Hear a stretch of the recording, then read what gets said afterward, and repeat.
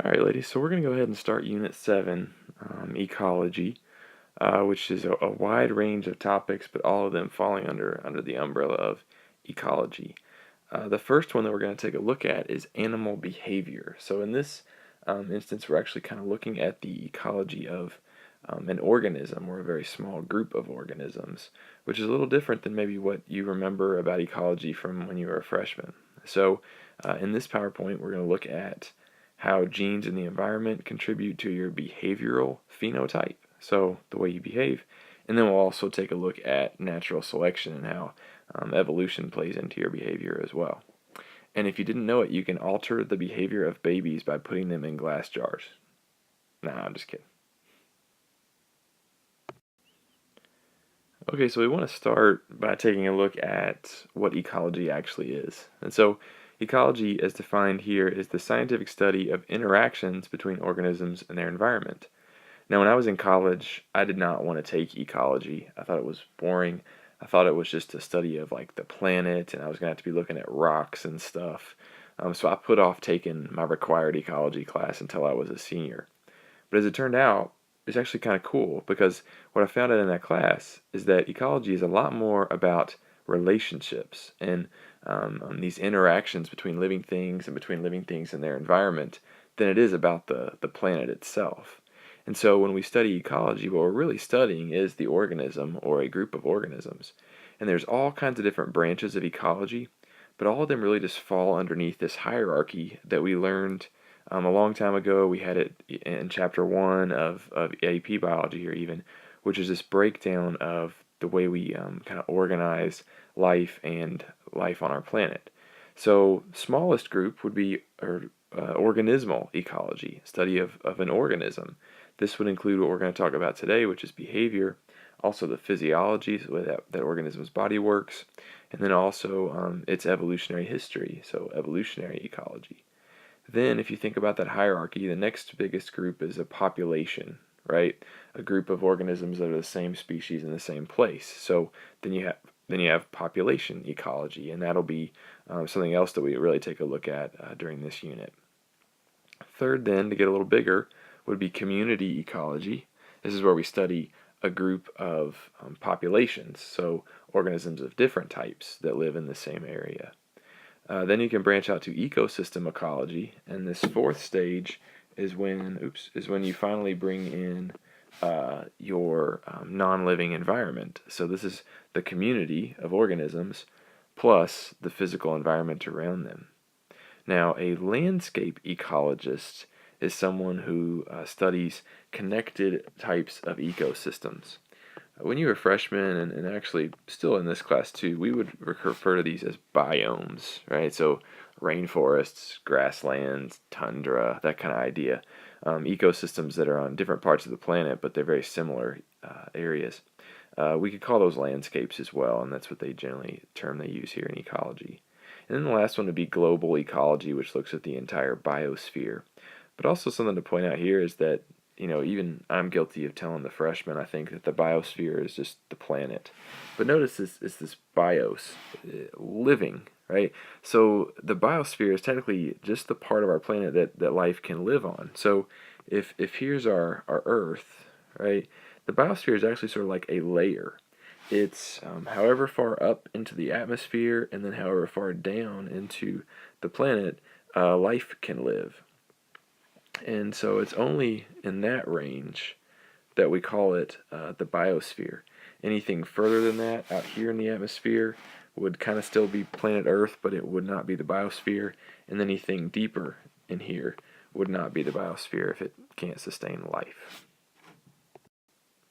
Now again, where we're going to start is at the level of the organism, and we're going to take a look at animal behavior. Now, when we talk about behavior, this could mean behavior like we think of in humans, which is a very conscious type of behavior, or behavior in wild animals, things that are instinctual, to use a word that we don't really use too much in biology, but I think everybody knows what that means, to be instinctual.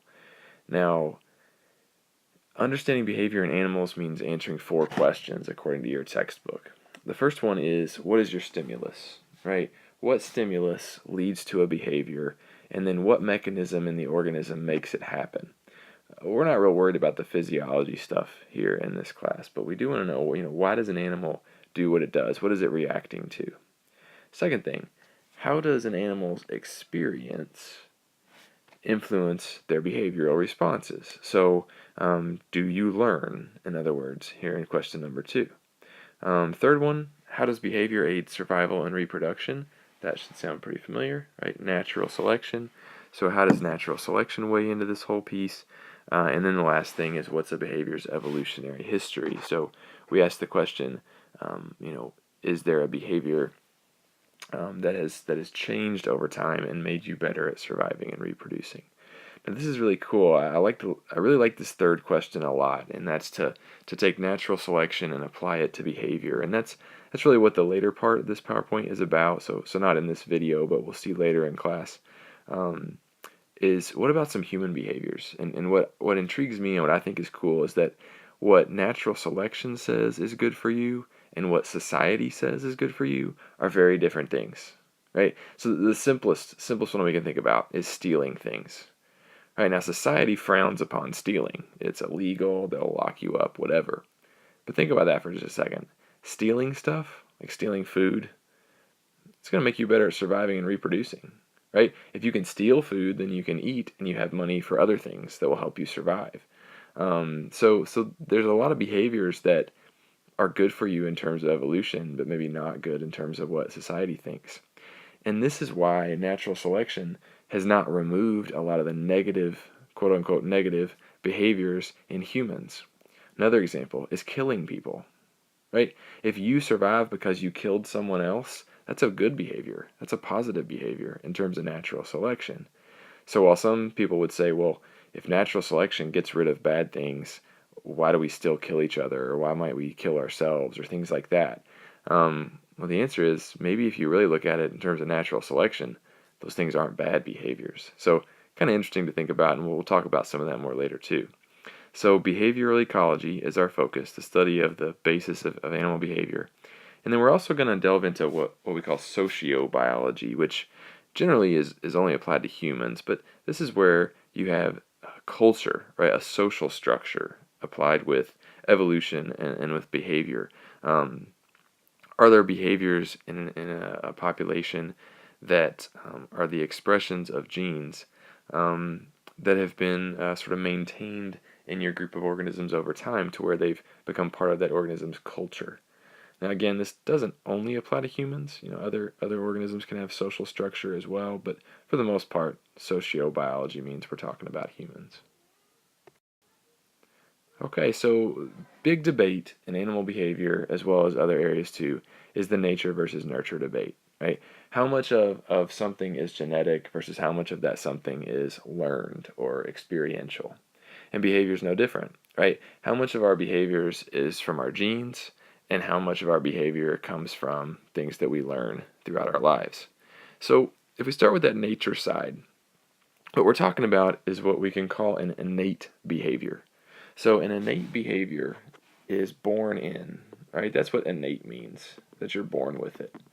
So an innate behavior is one that is highly genetic, right? And it involves reacting or behaving to a stimulus the same way across an entire species, and we all know how to do it as soon as we're born. So if we study an organism and the tiniest babies of that organism react in a certain way to a stimulus that is consistent, then we kind of know, well, they haven't had time to learn anything, right? So it must be an innate behavior. Example of an experiment here, there's a fish called a stickleback fish.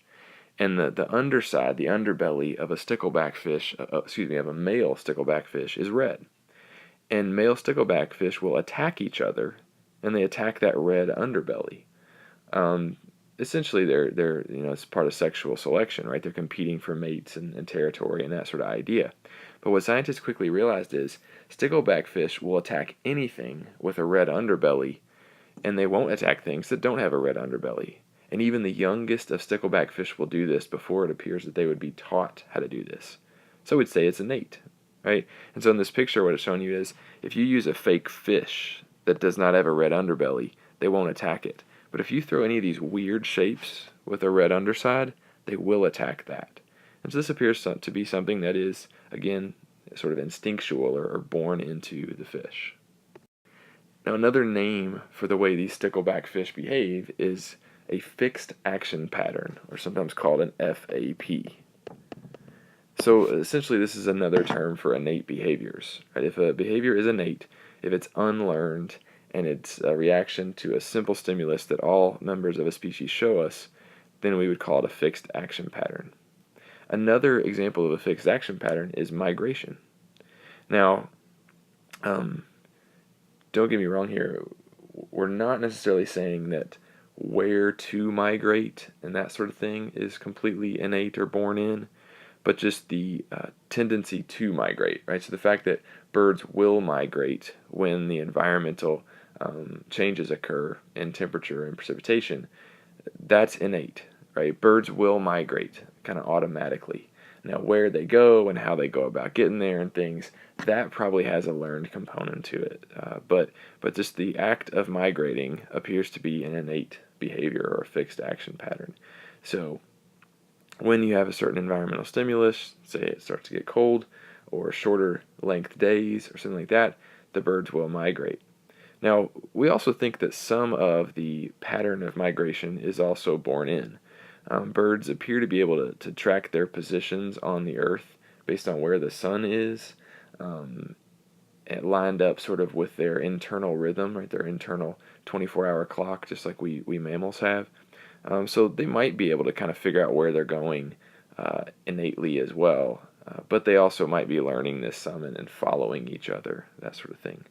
One other thing that's just a kind of a side note, but it's interesting, is that some birds, we believe, use the Earth's magnetic field to tell where they're at as well. And the way that we know this is, we don't really know how they do it, but we know that if we give them a different magnetic field, it'll really screw them up. So there have been studies done with these homing pigeons where, it sounds kind of mean, but you strap a magnet to the pigeon's head, and then the magnet makes the pigeon all confused. It doesn't know where to go. It can't find its way back to its nest. It doesn't know where to migrate to, that kind of concept. So we know if you mess up their magnetic field, they don't guide themselves as well.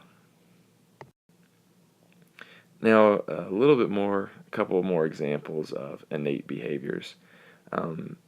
Animals also communicate in ways that are very innate, so they don't have to really learn that.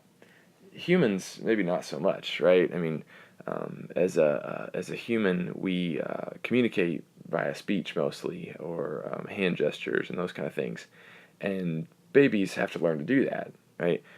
But other species communicate in ways that are not learned. And one example of this is pheromones. Pheromones are chemicals that can be emitted by pretty much any kind of animal or plant. We believe that these pheromones are either tasted or smelled by others of that species. But I hope I don't confuse you here when I say this though either, but it's not that you realize you smell it or taste it, right? So it's not like, you know the smell of your boyfriend, he smells like strawberries. It's not like that, right? It's more that your sense of smell can detect a pheromone. And it's sort of a subconscious thing, right? It's not something that you're aware of that you're smelling it. It's just that you do detect it. Most studies in pheromones have been done on mating. So we know a lot of insects use pheromones as a stimulant for mating. Makes another insect more attracted to them. We believe mammals might work the same way. So humans may release pheromones, say with their sweat, and different pheromones might make you more attracted to one guy versus another. But they can also be used for just communication in terms of directionality. So one of the reasons we think that ants will follow each other in a line if you see them out in nature is because they're releasing pheromones on that pathway. So other ants just walk the same path. The social order of honeybees, like you see here at the top, generally there's one queen bee. All the other females are workers. And then the males we call drones, but they basically are just workers too. Only that one queen reproduces, and we believe it's because she emits certain pheromones that the males are attracted to, and the females know that they're sort of subservient to that queen. We also have another example here is pheromones that get released as sort of warning signals. So catfish and other aquatic species will release pheromones into the water either when they're frightened or even when they are injured after attack. and those pheromones will warn other fish to stay away from that area to beware of predators. Now, one other example that's just kind of fun is European honeybee dancing. So some of those behaviors, like in terms of your um, movements and things, can also be innate. Honeybees appear to dance, and I don't know who was bored enough to do these kind of studies, but they realized that when honeybees came back to their hive after they hunted for food, right, they foraged, they would do a little dance. And they would move in a very particular way that would indicate to other bees where the food was located. So basically, if the bee did a round dance, which is what this is showing you, that would mean that food was fairly nearby. And the orientation of the bee as it did the dance would tell the other ants what direction they should go in from their hive to get to that food. On the contrary, you've got the waggle dance, okay, which is what this one is. And the waggle dance is kind of just more of a figure eight. And it would tell other bees that food was farther away. And again, however that bee is oriented will help tell the directionality that its fellow bees should go in to find that food. So it's pretty wild. It's pretty cool how they do that. And it appears, too, that understanding these dances is innate. So the bees know how to do it right away, and the other bees know how to interpret the dance right away. Now we've also got learned behaviors, and this is generally what we see more for humans is learning. Before we move on, though, realize that some behaviors in humans are totally innate. They're things you don't have to think about and that just happen. One of the best examples is to look at light. So, not that I want you to do it because you can hurt your eyes, but if you've ever looked up at the sun or looked up at a light, you maybe wanted to close your eyes to different things, but there's one reaction that most people have that they maybe don't even think about or realize, but it's seen in almost every human, and that's that if you look up at the sun or another bright light like that, you will feel the need to sneeze, or you will sneeze. Maybe if nothing else, someone's told you before that if you kind of feel like you have to sneeze, you should look at a light, and it'll help. Think about what happens when you sneeze. Right, when you sneeze, you close your eyes, and a lot of times you also tuck your head and duck your head away. If you continue to stare at a bright light, it'll damage your eyes. Right? So what your body does is it forces you to close your eyes and move your head away. And the tiniest of babies, if you shine a bright light in their face, again, don't go do this to anybody's kid, they'll sneeze. And so that's just an innate behavior in the body that kind of forces you to do a certain thing. Now, scientists used to think that in nature, pretty much all the behaviors that we saw out there were fixed action patterns. They were innate. And if you think about it, that's because a couple hundred years ago, scientists or other humans thought that all other animals were dumb, right? And they certainly couldn't have such social structure or anything like that. Now we know better, right? And a lot of times what we've noticed is that with practice, animals get better at doing a certain behavior. So, and we know this is true of humans. So these would be things that are learned behaviors. And if nothing else, most behaviors, kind of like most traits we talked about previously, are going to have a genetic side, an innate side, and they're going to have this learned or this behavioral experiential side. And there's all kinds of different types of learning. You learn this stuff especially in psychology class and sociology class. But we want to look at four types of learning that we see very commonly in living organisms, and those are imprinting, spatial learning, associative learning, and social learning. Now this is absolutely my favorite video on YouTube. It has been for years. I've been waiting all year to show it to you, but it has to kind of do with St. Patrick's Day. So we will watch this in class whenever we get a chance. Please don't let me forget. But also, if you want to brighten your day, just go to YouTube, type in leprechaun in Alabama, right? Or something like that. And I think this video will come up, and it just makes me laugh. I can't even look at these pictures without starting to laugh. So check that video out. Okay, now in terms of learned behaviors, again, we have four we want to look at. And the first one is imprinting. Imprinting is the concept that at a specific stage in life, you can develop a long-lasting behavioral response. So in other words, at a certain timing, when you're a little kid, so to speak, you can learn a behavior that then you maintain throughout your life.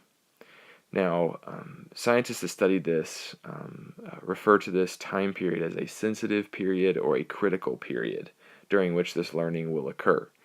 If you don't have a certain stimulus during that sensitive period, that organism probably will never learn this behavior, whatever it is. Now, the classic experiments that were performed, I think it was in the late 70s, had to do with geese, but ducks are similar, a lot of birds are similar.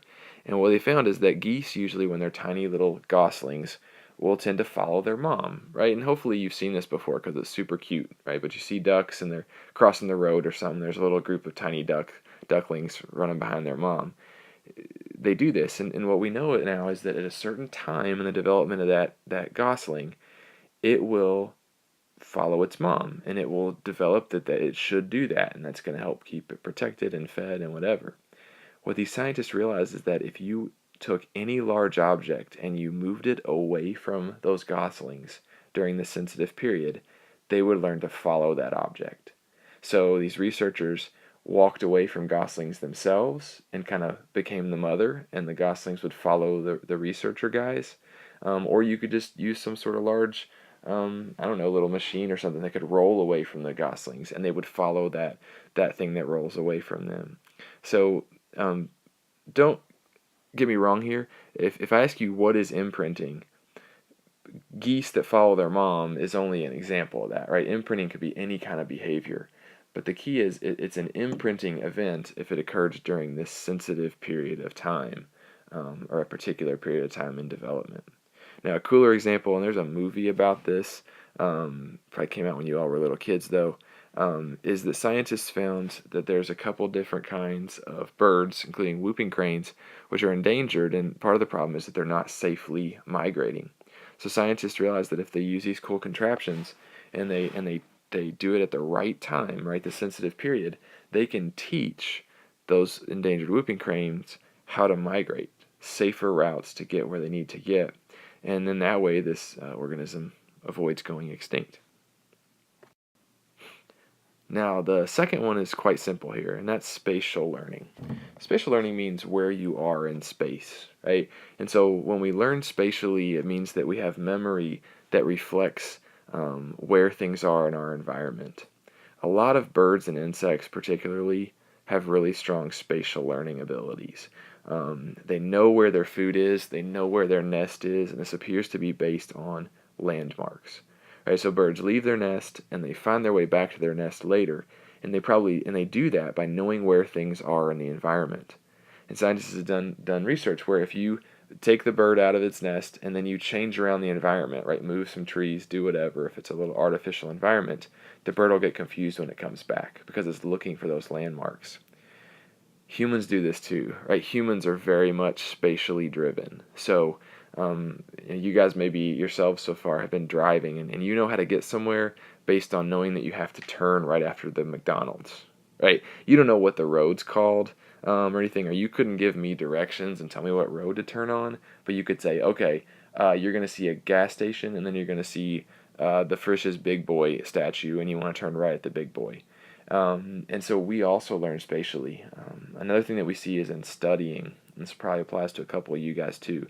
After you study and then you try to take a test, do you know where things are in your notes? Like you can picture it, right? You know that there was a slide that had this bluebird on the lower right corner, and that's the slide you need to know about for the particular question you're on. If you're that way, then you learn very spatially.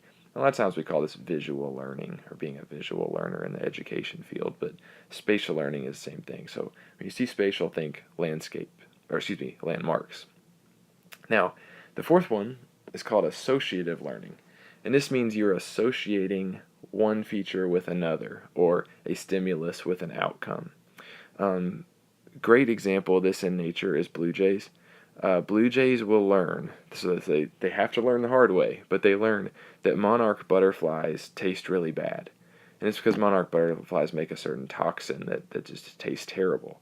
So the first time a blue jay tries to eat a monarch butterfly, it's really unpleasant, and the blue jay learns not to hunt those monarch butterflies anymore. Now, something that we'll see later on is that then you have another evolutionary piece, which is that other butterflies have evolved to look like monarch butterflies, so that they also get avoided. But the key here is that this bird has learned to associate bad taste with the look of a monarch butterfly, so it will stop eating them and behave a certain way. Now, again, in the sort of psychology field, associative learning is most well known because of its role in conditioning. And I'm betting you've heard of this before. You might not have really known exactly what it was or whatever, but you've probably heard this term conditioning. There's two kinds of conditioning. The first one is classical conditioning, and classical conditioning was first really well explained by a guy named Pavlov. And again, whether you really knew what it was or not, you've probably heard of Pavlov's dogs on TV or something like that. And in classical conditioning, we have an organism, and it will begin to associate an arbitrary stimulus with a particular outcome. So in the case of Pavlov's dogs, right, Pavlov would ring a bell right before he fed his dogs. Then, anytime he rang a bell, the dogs would start to salivate and would expect to be fed. Right? Now, what does a bell have to do with food? Nothing. So that makes it an arbitrary stimulus, right? But by inserting that stimulus in there, he conditioned the dogs so that when the bell rang, they would expect food. There's a lot of ways you can do this, a lot of ways that parents do this with kids, associate a random stimulus with something. A lot of researchers have shown that if you want your kids to enjoy reading, you should make them as comfortable as possible when you read to them. So for instance, Charlotte likes to run around a lot. She doesn't like to sit still. We can kind of assume maybe that she might not necessarily like to read that much or be read to. But if we can make her really comfortable, if she gets to sit in the big comfortable chair with her mom, then maybe she looks at it as, okay, I enjoy sitting in this big comfortable chair with mom, so it's okay if you read to me too. Right? And so if you sort of choose other stimuli to get a response from your organism, you can associate the two with each other, and so we call that classical conditioning.